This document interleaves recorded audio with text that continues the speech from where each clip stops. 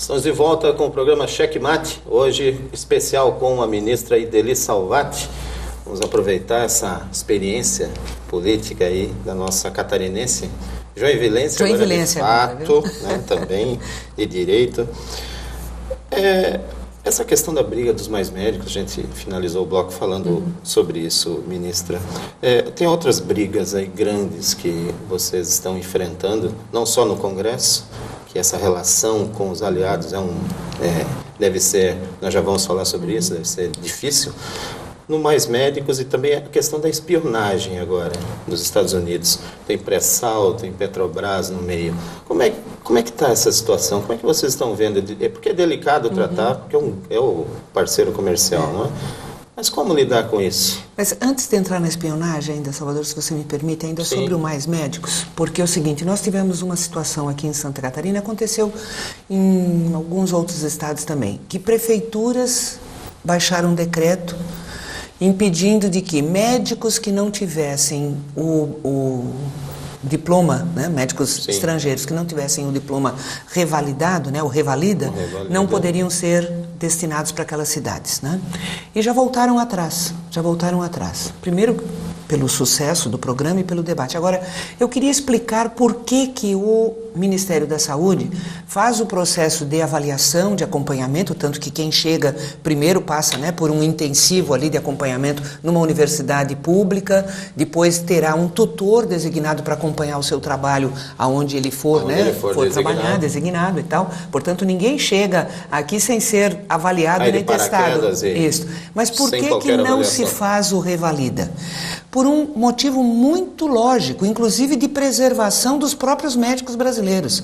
Porque é o seguinte, se o médico com diploma estrangeiro, né, um médico estrangeiro ou um brasileiro que tem um diploma, né, num outro país, ele fizer o revalida, ele com o diploma revalidado, ele não é obrigado a ir para aquele programa de atenção básica de saúde, do posto Sim. de saúde do programa Mais Médicos, da saúde da família. Não, ele com o diploma revalidado, ele vai trabalhar aonde ele quiser e competir com o médico brasileiro. Ou seja, ia concentrar da mesma forma. Ia ficar igual, maior. Exatamente, com uma concorrência maior, que não é esse o objetivo. Porque o objetivo do Mais Médicos é exatamente a gente poder colocar médico aonde não tem. E para atender atenção básica de saúde, que é o posto de saúde. E como está isso? Não, isso já está resolvido. Inclusive, a quantidade de médicos nós vamos fazer, porque é o seguinte, todo mês vai ter uma chamada, Sim. porque todo mês a primeira oportunidade é para médicos brasileiros. Sim. Né? Médicos brasileiros formados no exterior. E por último, não havendo número suficiente, né, para cobrir, aí é médico estrangeiro formado no exterior. É uma grande luta. Foi uma grande luta, coragem, mas eu acho que de coragem da presidência. Porque as entidades classistas, eles reagiram muito forte e reagiram de forma absolutamente equivocada, né, com preconceito, Sim, entende? As cubanas têm cara de empregada doméstica. Acho que a imprensa tem também um papel preponderante médica doutorada, entende? De não mediar isso melhor, né? Foi algo... E a espionagem? Então vamos falar da espionagem. Bom, em primeiro lugar, a presidenta tomou algumas atitudes. Primeiro, o jogo duro, né, com os Estados Unidos. A viagem aos Estados Unidos ainda está subordinada. Ainda? Ela não bateu o martelo se ela vai ou não. E ela disse para o próprio Obama, lá na reunião na Rússia, né, no G20, Sim. ela disse claramente, daquele jeitinho dela, né, quero explicações, eu quero saber tudo, quero saber tudinho que vocês, né, espionaram. Ela faz isso sempre com vocês, ela faz com a gente. E o nosso chanceler, né, agora o ministro Figueiredo, né, do Itamaraty, nosso ministro de Relações Exteriores, ele testemunha, né, contou que foi bem desse jeito mesmo.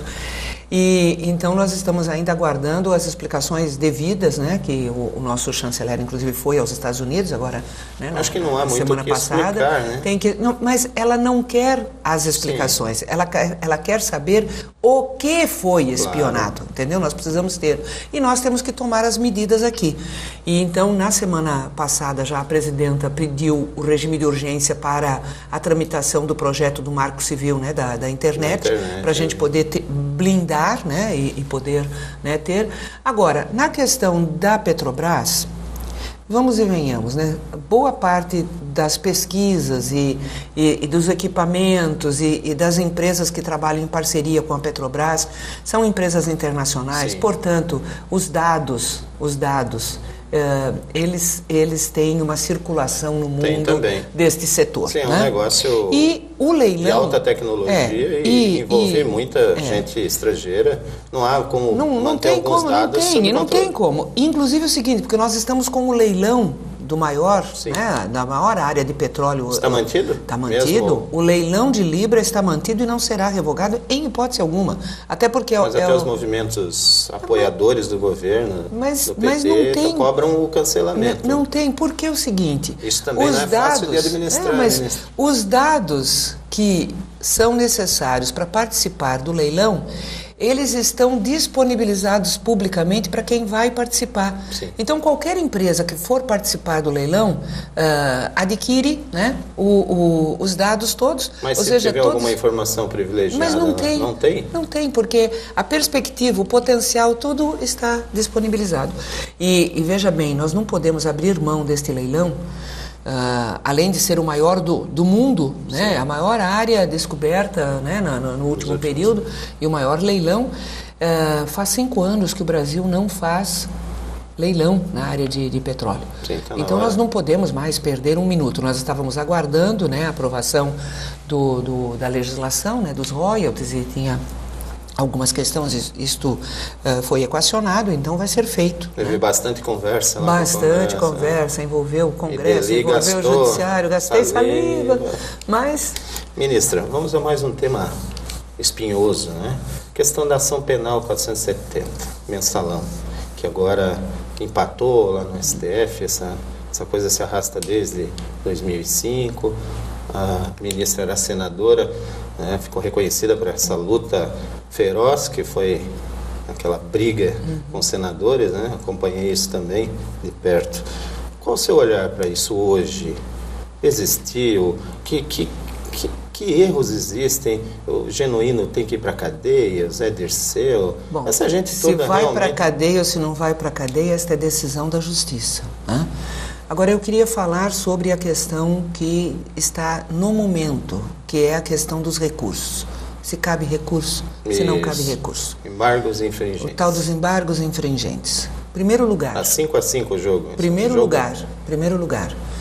Como a ação não foi desmembrada, diferentemente do processo semelhante, inclusive com muitos atores idênticos, né, do mensalão do PSDB, né, porque todo este modelo com Marcos Valérios, toda aquela questão com Marcos Valério, isso começou em Minas, né? O modelito, digamos assim, começou em Minas, né, com a campanha do Eduardo Azeredo, ao governo do estado, a questão lá de vinculação, né, com as empresas de energia elétrica, a CEMIG, né, lá de Minas Gerais e tal. Então isso tudo começou de lá.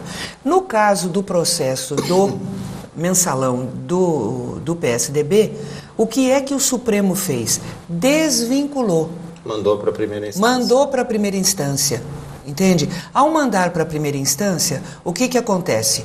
Julga na primeira instância, tem recurso para a segunda instância e tem recurso para o Supremo Tribunal. Ou seja, são três... Tem um caminho diferente. São três julgamentos. Tá? Claro. Bom, no mínimo. No mínimo, 3 julgamentos. Mas então a ministra admite que houve essa não, deixa eu concluir. Então, no caso do PSDB, no caso do PSDB de Minas Gerais, 3 julgamentos. Criação do modelo. Eles terão 3 julgamentos, certo? Para confirmar se houve realmente crime, qual a gravidade, quais as penas, quem vai para a cadeia ou não. No caso da ação 470, não teve... Sim, foi direto. Foi direto para o Supremo. Então ninguém passou pelo primeiro juiz, nem pelo Tribunal de Justiça para chegar no Supremo, certo? Então, no mínimo, tem que ser dado, já que os outros vão ter 3, mais um julgamento. No mínimo tem que ser dado o direito que foi, né, garantido, né? O Natan Donadon, por exemplo, ele foi condenado depois de ter sido decidido os embargos infringentes dele. Sim. Né? Então, no mínimo, legítimo. Por isso a gente aqui, colocando aqui, para ter esse debate que muita gente não obtém essa informação. Teve um dos ministros... esclarecer bem isso. Teve um dos ministros que, inclusive, foi muito contundente na hora de fazer o voto dele favorável aos embargos infringentes. Hoje nós estamos decidindo aqui se estes têm direito ou não a terem algum direito de rever, né, o julgamento e as penas. Agora eu quero perguntar se isto estiver afeto ao seu pai, ao seu irmão, sim, ao seu amigo, ao seu conhecido, entendeu? Vocês, né, se vão ter o que todos deveriam fazer, né? Se colocar no lugar do outro também. Tem que ser idêntico, entende? Não pode ter diferença, né? E a sua aposta no desempate? Pelas posições anteriores do ministro Celso de Mello, que é o único que falta votar, ele, em situações anteriores, ele votou a favor dos embargos infringentes, quer dizer, o direito de revisão. Porque só tem também, é importante as pessoas entenderem, só tem direito a embargos infringentes o réu que teve uma divisão na votação da sua condenação. Sim. Todos os que estão pedindo os embargos infringentes tiveram quatro votos contra a condenação e 5 votos a favor. Portanto, diferença de um único voto. É muito equilibrado. É muito equilibrado. Então, numa demonstração clara de que há dúvida, sim, e dúvida, né, substancial. Ministra, manifestos de junho que houveram no país, né? Já que a gente está nesse balaio aqui agora de política, esses manifestos de junho, foi só fogo de palha? Porque na época a presidenta, todos caíram, né? Todos caíram nas indicações de pesquisa. Foi generalizado. Mas a presidenta tomou a iniciativa de lançar a ideia do plebiscito para uma reforma. Morreu o plebiscito até o momento, né? Não mudou absolutamente nada.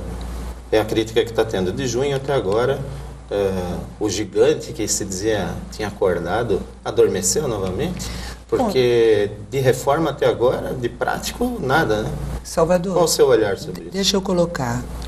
Nós temos uma avaliação muito clara de que o estopim das manifestações, o início das manifestações, elas tiveram uma vinculação direta com o transporte, mobilidade urbana. Sim. Este caos que infelizmente, em todas as cidades brasileiras, entende? A demora, o sofrimento que é o transporte coletivo, né? Os congestionamentos, o preço, né, das passagens. Esse foi o estopim. Depois, por conta até de violências policiais que ocorreram, aquilo deu... E aí se incorporaram inúmeros outros, né, outras pautas, Mas o começo disso tudo foi o transporte coletivo, né? Então nós temos já inúmeras ações, né, com relação a isso e com relação às demais pautas, que também já foram demonstrações claras de iniciativas e de ações, né? Então pode ter arrefecido por conta de ações adotadas. Agora, o 7 de setembro ficou só no quebra-quebra, né? Nós já voltamos, ministra, vamos dar uma paradinha, vamos voltar com esse assunto para o último bloco, seu checkmate com Ideli Salvati. É rapidinho.